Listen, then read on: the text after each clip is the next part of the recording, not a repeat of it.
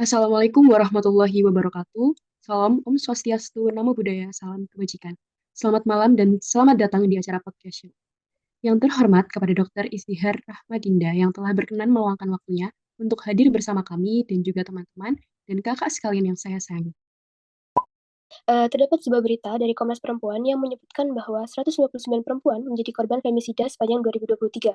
Komnas Perempuan mendefinisikan femisida merupakan pembunuhan terhadap perempuan yang dilakukan secara langsung ataupun tidak langsung karena jenis kelamin atau gendernya. Kejahatan femisida didorong superioritas, dominasi, hegemoni, agresi, maupun misogini atau kebencian terhadap perempuan serta rasa memiliki perempuan, ketimpangan relasi, kuasa, dan kepuasan sadistik. Menurut Komnas Perempuan, ada 9 jenis femisida, dan salah satunya adalah femisida intim, yaitu pembunuhan yang dilakukan oleh suami, mantan suami, atau pacar dan juga mantan pacar.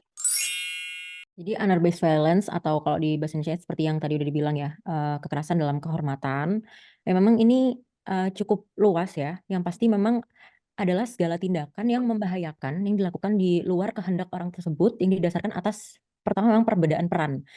Karena kan ini juga kembali lagi ke gender ya, jadi memang di antara laki-laki dan perempuan. Jadi kalau segala kekerasan yang mengakibatkan bahaya atau penderitaan fisik, mental, atau seksual, atau segala tindakan tersebut itu dilakukan secara paksaan atas dasar penghapusan kemerdekaan sebagai seorang warga negara dan manusia, itu biasanya akan kita golongkan sebagai honor based violence. Yang paling ngetren itu seksual ya, yang kedua ada fisik, yang ketiga itu jadi praktek tradisional atau yang membahayakan, yang keempat itu ada dari segi sosial dan ekonomi itu juga, dan dari yang kelima itu juga dari segi emosional dan psikologis atau psikiatri ya.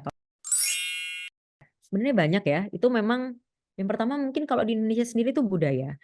Budaya itu besar kecil memang mempengaruhi, kegiatan atau tindakan kita dalam bersosialisasi ya.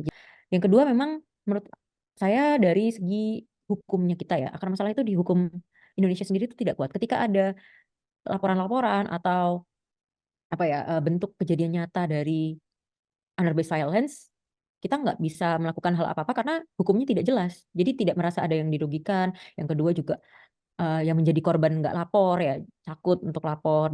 Yang ketiga juga menurut aku adalah, ketika belum disosialisasikan secara jelas. Sebenarnya honor based violence ini kalau kita bukan orang kedokteran ya, atau kita bukan orang-orang yang tegas sama hukum hak asasi manusia, mungkin jarang ya yang apa ya, konsen atas hal ini. Jadi kayak ngelihatnya kayak, "Oh udah biasa," kayak gitu. Dampaknya ya banyak ya.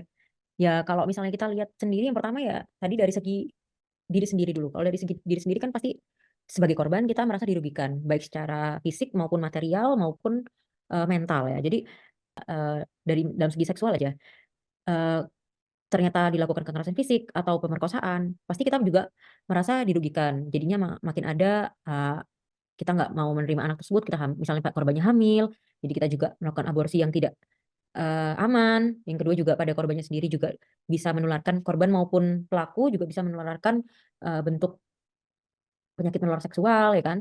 Yang kedua juga dari segi dampak dari keluarga juga biasanya akan dikucilkan ya, itu yang paling sering tuh dikucilkan. Cara kita mendukung yang pertama itu nggak boleh diem dulu ya. Jadi ketika kita melihat di sekitar kita ada bentuk, yang tadi sudah saya jelaskan tuh ada honor based violence, otomatis kita nggak boleh diem aja. Yang kedua memang yang kita bisa lakukan adalah menyuarakan hal ini ke orang-orang di sekitar kita. Apalagi yang, dalam tanda kutip penuh dengan faktor resiko. Langkah-langkah yang bisa dibangun. Langkah-langkah yang bisa dibangun sepertinya ya sama ya. Jadi kita memang harus ngasih edukasi. Karena kalau misalnya kita nggak ngasih edukasi, ya orang-orang tuh nggak ngerti. Kalian harus nggak boleh ikut-ikutan yang pertama ya. Jangan kalau misalnya, yang lain bilang, ini gini gini gini dalam bentuk perkataan ya kalian nggak boleh ngikutin gitu. Yang kedua, itu tadi ya kita ngasih tahu sekitar kita jangan menjadi orang tersebut ya, baik sebagai korban maupun, pelaku. Kalaupun kita merasa kita ini korban, tapi kita itu ternyata nggak bisa melakukan apapun, ya otomatis kita harus mencari orang lain untuk menolong kita gitu. Jadi langkah-langkah yang bisa kita lakukan ya itu sih